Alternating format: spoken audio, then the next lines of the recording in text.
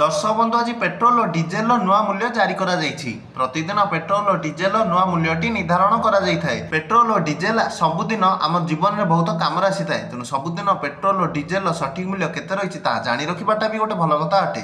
तेज आज भारतर राजधानी नुआदिल्ली में पेट्रोल दर प्रति लिटर पिछा 94 टंका 77 पैसा रही बेले डीजेल दर प्रति लिटर पिछा 87 टंका 67 पैसा रही।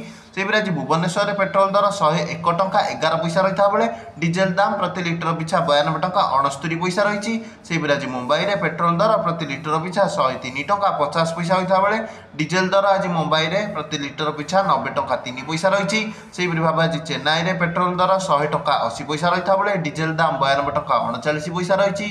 भाव आज कलिकता रे पेट्रोल दर 105 टंका 41 पैसा होता बेले डीजेल दर प्रति लिटर पिछा 92 टंका 2 पैसा रही।